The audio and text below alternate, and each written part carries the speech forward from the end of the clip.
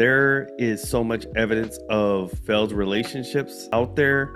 And with the advent of social media and people sharing their experiences, people now have more access to that information, but it doesn't always equal them making an informed decision.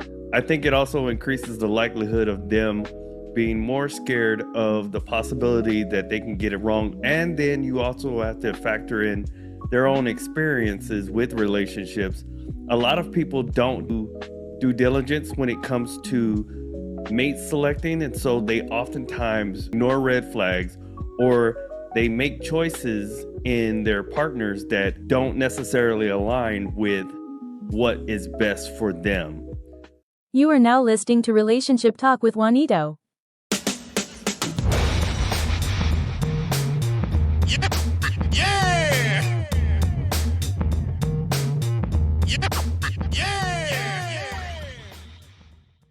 Tonight, we're taking a look at a clip from tonight's conversation when a gentleman asks a question of whether or not this generation is afraid to be alone or afraid of getting it wrong. And the panel provides some really interesting discussion points that I think are beneficial to how people view relationships and how people think about their choices of whether or not to get into a relationship or whether or not to get into a relationship. Let's take a listen. Hey. Oh my God. Dimitri? How you doing? Okay, what's your name? What's your question? Oh my God. My name is Dimitri. I've been following the podcast for a long time. But question for you guys. Do you guys believe people are more afraid of being alone in this generation or getting it wrong in this generation? Ooh, That's actually a pretty good question. I'll be interested to know what the panel says, just to give my quick thoughts.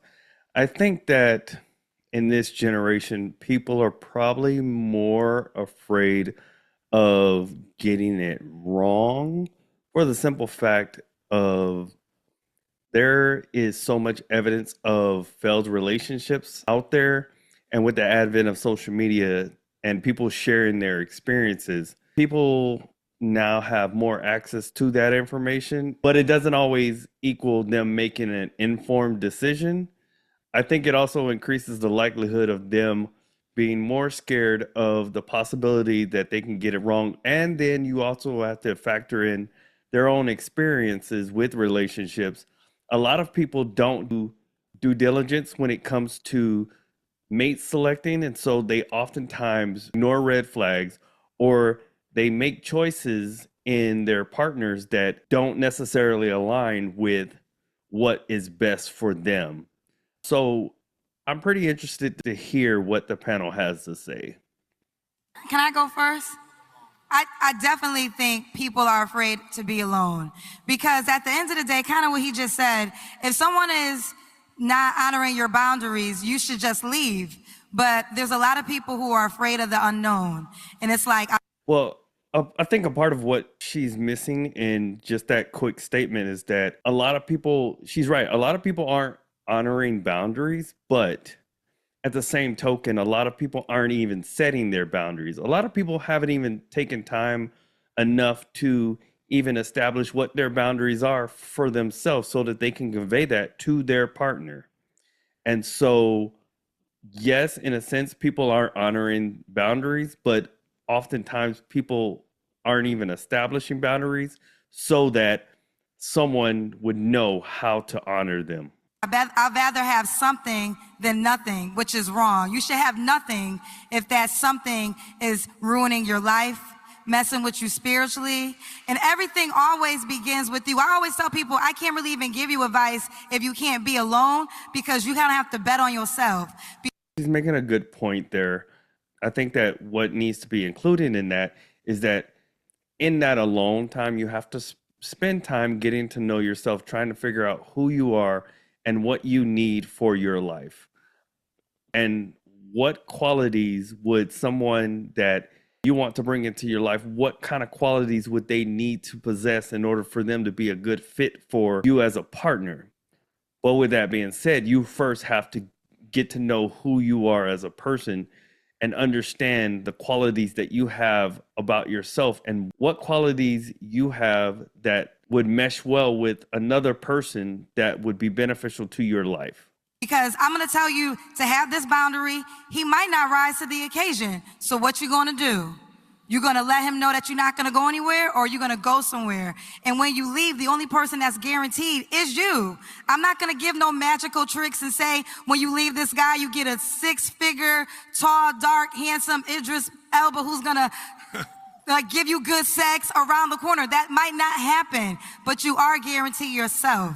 And I think a lot of people are afraid to make that bet. Ooh. I would agree. I think in particularly on both sides with men and women, they get into partnerships with people and they put entirely too much stake into the other person. They invest too much of themselves into someone without necessarily getting to know them. And then they find themselves getting stuck because they've invested and they aren't seeing a return on their investment. And so they've put so much of themselves into it that they feel like if they leave, they've wasted money, energy, and attention. And those are things that you necessarily can't get back. Sure, you can get back money or you can make more money, but time, attention, and effort, you necessarily can't get back. And so you spend all of this time and this effort putting into somebody, and then for you just to pick up and leave, you feel like you've wasted so much time. But I think a lot of that could be avoided by just making better selections from the beginning. Now, when it comes to the other side of that, being afraid to get it wrong, right now, 2025, black women, that's what I can speak for. I'm a black woman. Black women, we're doing amazing. We opening businesses. We going back to school. We starting programs, nonprofits, like we doing really well. So when you build up all this stuff for yourself, especially if you had a bad situation in your past, that's a big jump to bring somebody in that could destroy everything you build. You don't know what this person has on. And then now, I mean, she makes a good point there. And I think just speaking from the man aspect and speaking from somebody who has been through a divorce and lost just about everything that he had, it kind of goes both ways. Men are also afraid of bringing somebody into their life and them, giving them everything that they have, money, time, attention, and effort. And then that person leaving and destroying their life as well, taking half of what they own as you would in a divorce. And the way that the court systems are set up, it's just about automatic that men are going to be on the losing end of it, unless, the roles are kind of reversed where the woman is making more money than the men.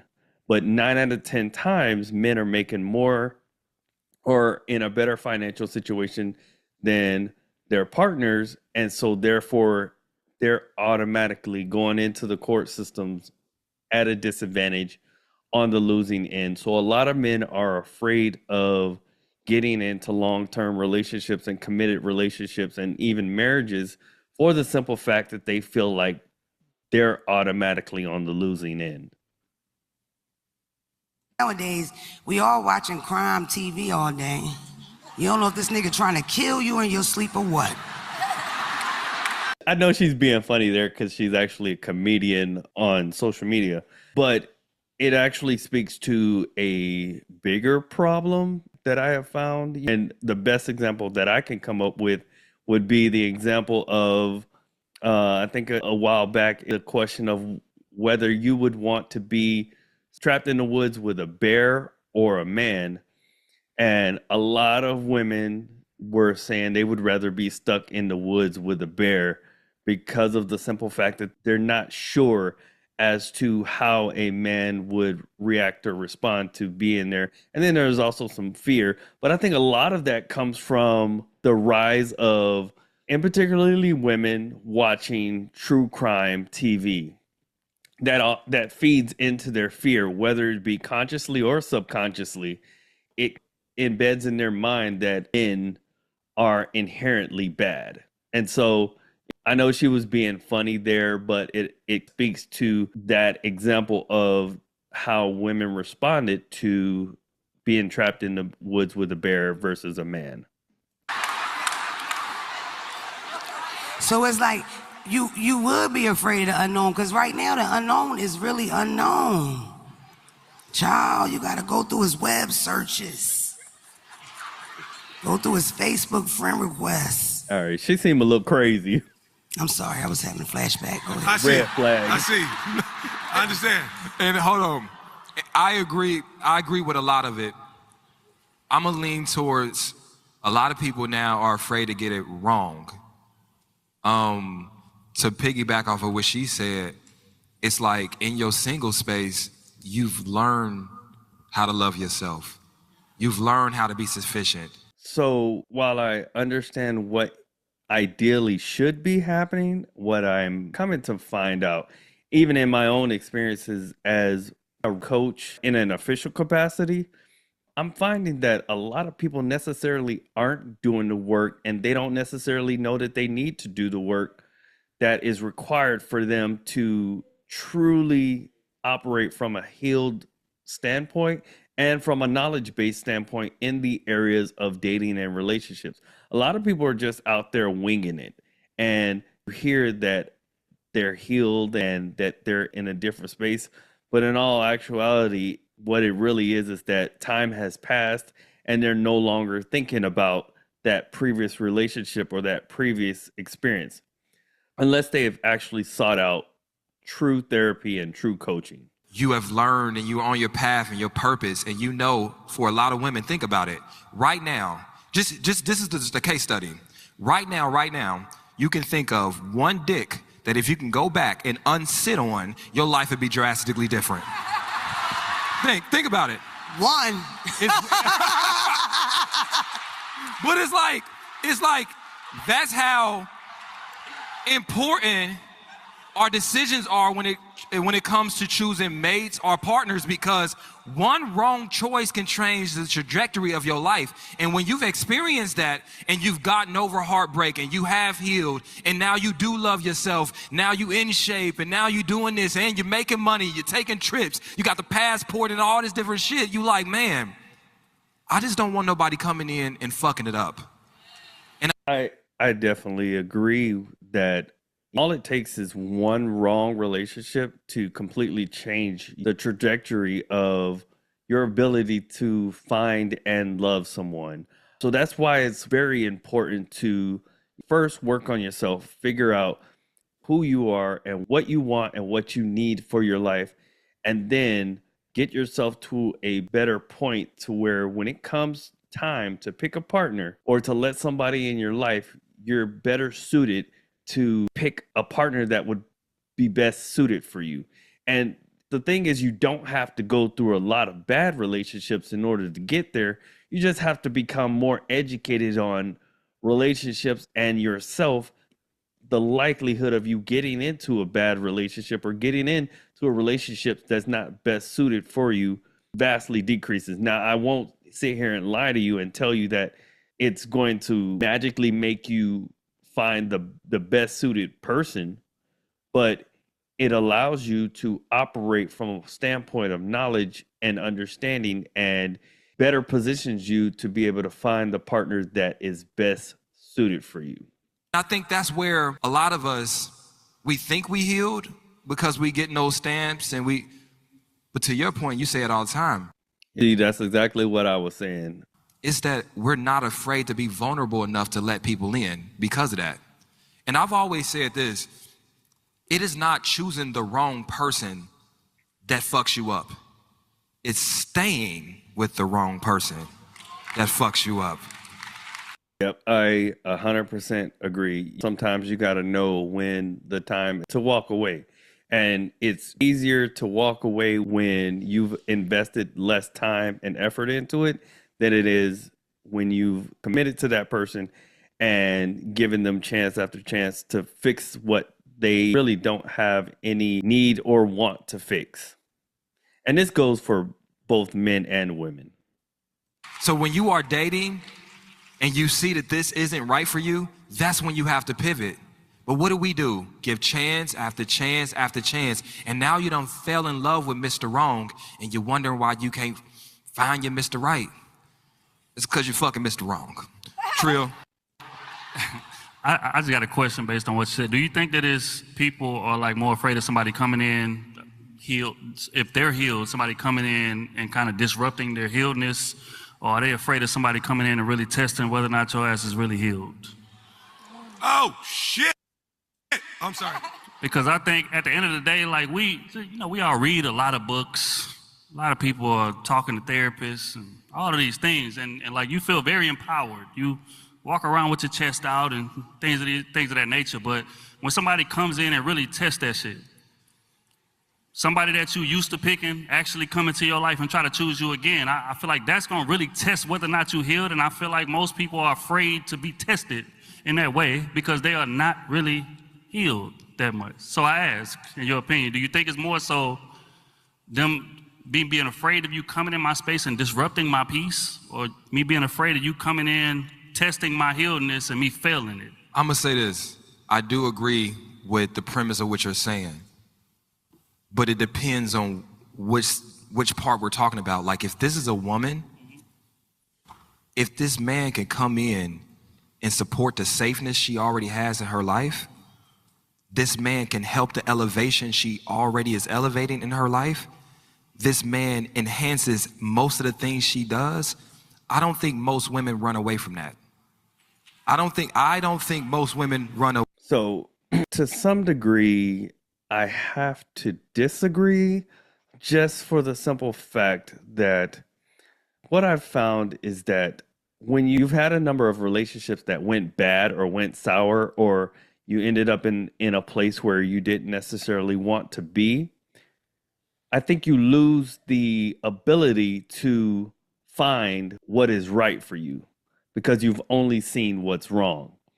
And so it requires you to get into spaces where people who have figured it out can educate you and show you what that actually looks like.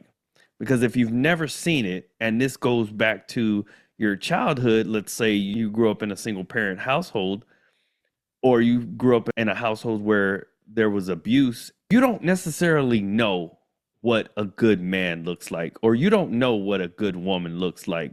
And so if you've had a number of experiences where there was no good man or good woman in your life, the likelihood of you being able to identify what that actually looks like is going to be harder.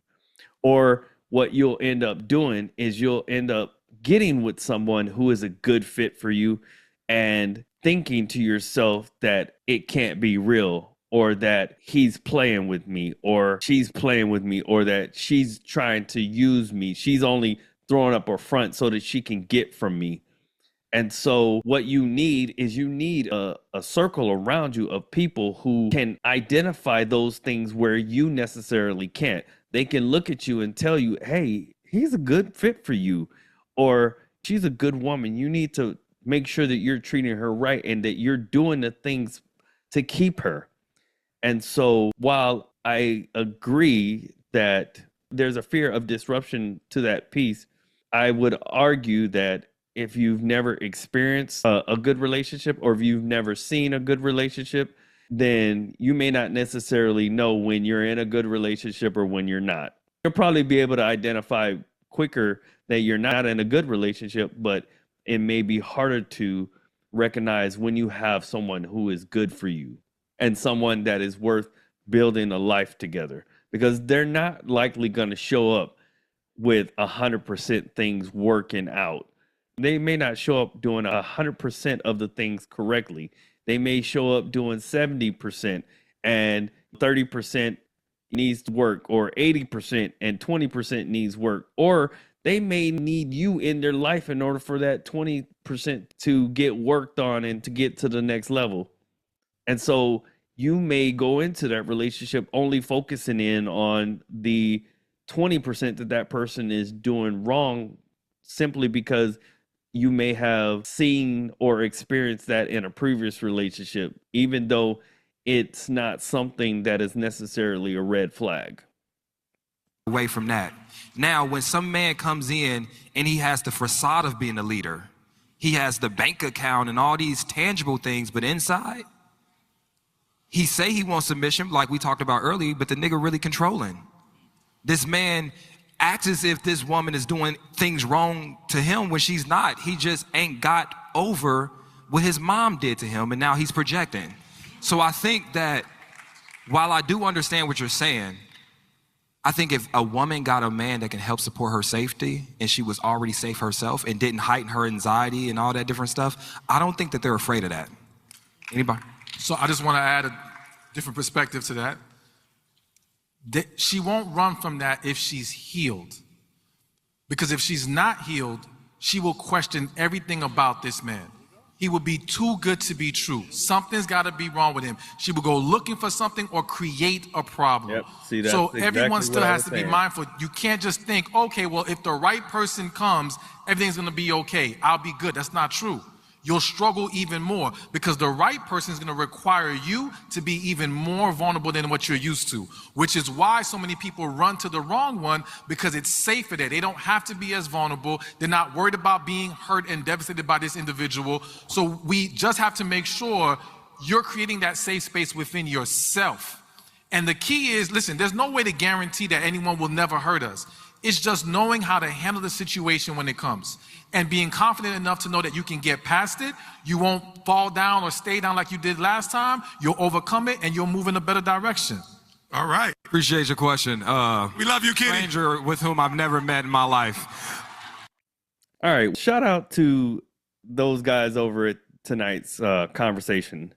I thought that was an excellent question, and it is a question that is relevant to the relationship space that is 2025. And I think it's a question that a lot of people are asking themselves is it that they're afraid to get into relationships, or they are afraid to love somebody or to allow somebody into their space? And so as people are working through their trauma and working to get themselves together, these are the questions that they're asking themselves. And I think it's a good conversation that needs to be had. And so shout out to those guys and shout out to the gentleman that asked the question. I think a lot of the answers that they gave are pretty good. While I disagree with some of their sentiments, I agree with a lot of their sentiments as well. And with that being said, if you guys haven't had the opportunity, my book is available on Amazon. Aligned Love, The Modern Guide to Finding and Building Fulfilling Relationships by Juan Amor Robinson, which is me. The book is for single individuals, divorced individuals, people who are in dating relationships, trying to figure out how to get to the next step, or if you're new to the dating space, trying to figure out how to avoid some of the pitfalls of choosing the wrong person. It is to be used as a guide and tools, and there's also some exercises for you to do at the end of each chapter. Again, that is Aligned Love, The Modern Guide to Finding and Building Fulfilling Relationships. It's available on Amazon. The link will be in the description. See you guys next time.